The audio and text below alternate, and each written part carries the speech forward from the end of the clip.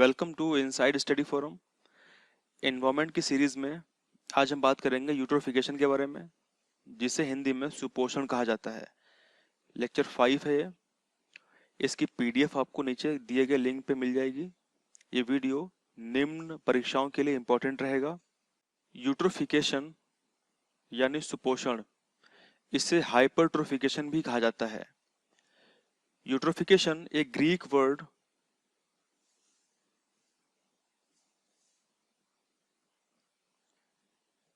यूट्रोप्स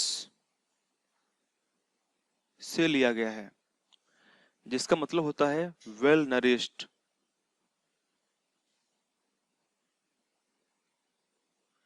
well nourished यानी अच्छी तरीके से पोषण प्राप्त किया हुआ, वेल नरिश्ड।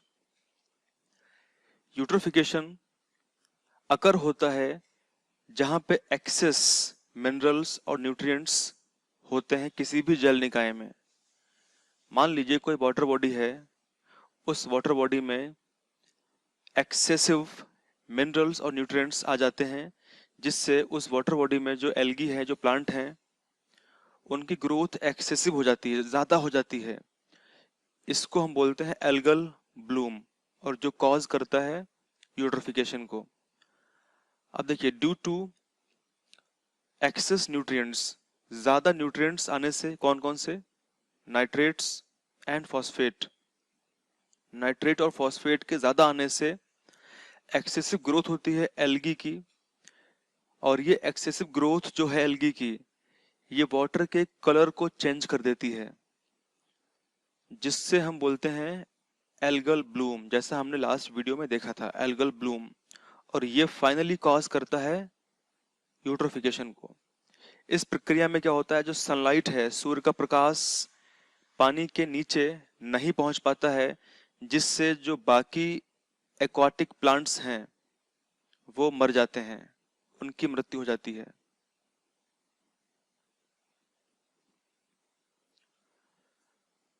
और जो मरे हुए सड़े गले प्लांट हैं, उनको बैक्टीरिया, माइक्रो ऑर्गेनिजम्स डिकम्पोज करते हैं, और इस प्रोसेस में जो डिजॉल्व्ड ऑक्सीजन है पानी की, वो कम हो जाती है। और इससे क्या होता है, जो बाकी एक्वाटिक एनिमल्स हैं, जैसे मछली है, इंसेक्ट्स हैं, वो उतनी कम ऑक्सीजन पे सरवाइव नहीं कर पाते हैं और मर जाते हैं, जैसा हम समझेंगे डायग्राम में।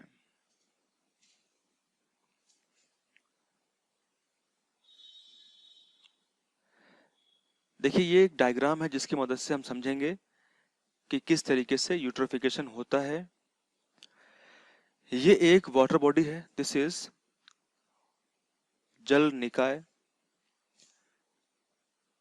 अब देखिए, यहाँ पे एनिमल वेस्ट, यानी जो काऊ या बफेलो डंग होता है, एनिमल वेस्ट, उस वेस्ट में उर्वरक तत्व होते हैं, फर्टिलाइजर एलिमेंट्स पाए जाते हैं।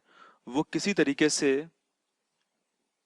अगर इस वाटर बॉडी में आएंगे, या फिर किसी खेत में किसानों ने कुछ फर्टिलाइजर इस्तेमाल किए और वो किसी तरीके से बरसात के माध्यम से बहते हुए वाटर बॉडी में प्रवेश कर गए, इससे क्या होगा, एल्गल ब्लूम होगा।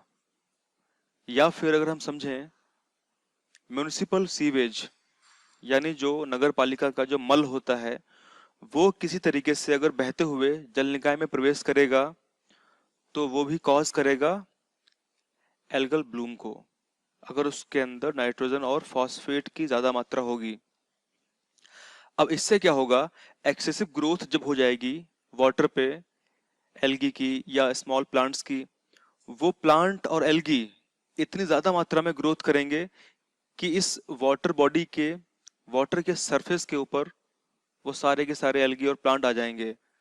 इससे जो सनलाइट है वो नीचे तक प्रवेश नहीं कर पाएगी, पानी के अंदर तक प्रवेश नहीं कर पाएगी, जिससे जो पानी के अंदर प्लांट हैं, पौधे हैं, वो मर जाएंगे, और उन मरे हुए पौधों का सूक्ष्म जीवों द्वारा अपघटन होगा, डिकम्पोजिशन होगा, जिससे जो बैक्टीरिया डिकम्पोज करेंगे, वो बैक्टीरिया पानी में डिजॉल्व O2 को यूज कर लेंगे, जिससे पानी में डिजॉल्व O2 की मात्रा कम हो जाएगी और ये खतरा होगा पानी में रहने वाले अदर एनिमल्स के लिए, जैसे मछलियों के लिए।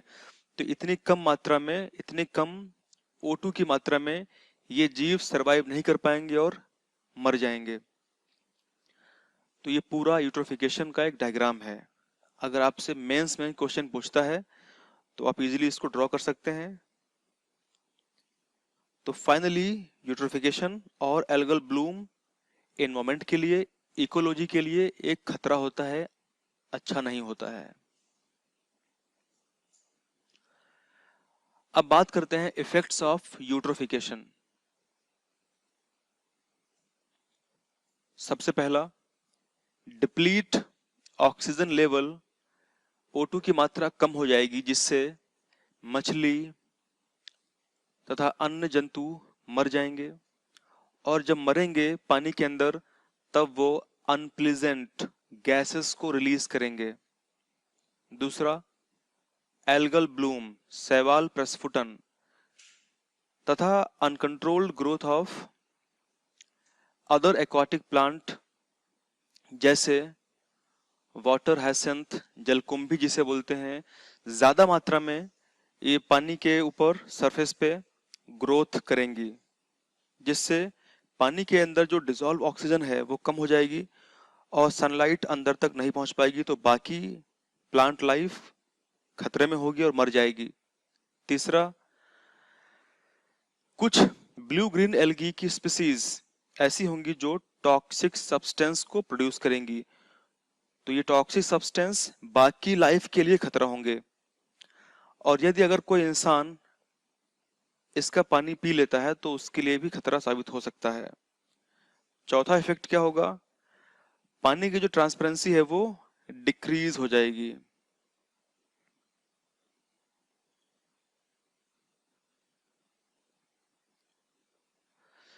चलिए अब हम कुछ क्वेश्चंस को प्रैक्टिस करते हैं। ये क्वेश्चन पूछा गया था यूपीपीसीएस 2019 में। देखते हैं क्या पूछा गया था। विद रेफरेंस टू यूट्रोफिकेशन, सुपोषण के संदर्भ में which of the following statement are correct, कौन सा स्टेटमेंट कथन सत्य है। पहला, it is a phenomena of nutrient enrichment of a water body, किसी भी जल निकाय के अंदर एक न्यूट्रिएंट यानी पोषक तत्वों की अधिकता से होने वाला एक फिनोमेना है। दूसरा, इस प्रक्रिया से पानी के अंदर डिसॉल्व ऑक्सीजन की मात्रा कम हो जाती है। It depletes dissolve oxygen of the water. आपको करेक्ट आंसर बताना है, तो इसका करेक्ट आंसर सी होगा। That means both answer options are correct, जैसा अभी हमने पीछे पढ़ा था। अब हम मूव करते हैं क्वेश्चन नंबर 2। क्वेश्चन नंबर 2 ये पूछा गया था राजस्थान एडमिनिस्ट्रेटिव सर्विसेज में 2015 में। Eutrophication of water body results from, यानी किसी भी जल निकाय का सुपोषण किसका परिणाम होता है। अब यहाँ पे ये काफी क्वेश्चन ट्रिकी है, क्योंकि इस क्वेश्चन में सारे ऑप्शंस सही है अपनी जगह पर, लेकिन हमको इस क्वेश्चन के हिसाब से आंसर टिक करना है। उसने पूछा है रिजल्ट, यानी इसका परिणाम। डिप्लीशन ऑफ ऑक्सीजन क्या रिजल्ट है इसका, मतलब यूट्रोफिकेशन किस चीज का रिजल्ट है। यूट्रोफिकेशन जब होता है, एल्गल ब्लूम जब होता है, तब पानी में डिसॉल्व जो O2 है वो कम हो जाती है। B, enhanced growth of algae और एल्गल ब्लूम्स, यूट्रोफिकेशन जब होता है तब अधिक मात्रा में एल्गल ब्लूम होता है और एक्सेसिव ग्रोथ ऑफ एल्गी होती है। C, high amount of nitrogenous nutrient and orthophosphates जब पानी में आ जाते हैं। और चौथा है submerging idols in the water bodies, अगर हम जल निकाय में कोई भी मूर्ति को विसर्जित करते हैं तब होता है। तो ये तो बिल्कुल गलत है, this is absolutely incorrect. We have 3 options left, हमारे पास में 3 ऑप्शंस बचे हुए हैं, जिसमें जो करेक्ट आंसर इसका है वो है C, high amount of nitrogenous nutrients such as orthophosphates ज्यादा हो जाएंगे पानी में, तब यूट्रोफिकेशन की शुरुआत होती है।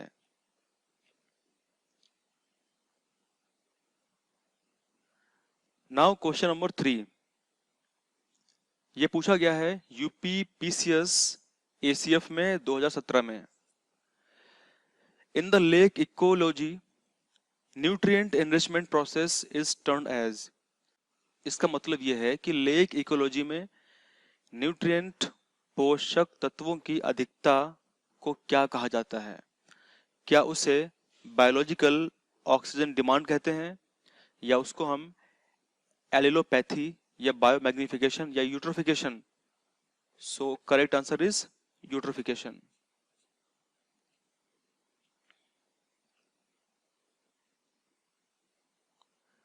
क्वेश्चन नंबर 4, ये पूछा गया है एमपीपीएससी में 2015 में। Which of the following gases is primary responsible? कौन सी गैसेस हैं जो प्रमुख रूप से रिस्पॉन्सिबल हैं यूट्रोफिकेशन के लिए किसी भी वाटर बॉडीज में? Nitrogen, carbon dioxide, sulphur dioxide, या फिर ऑल?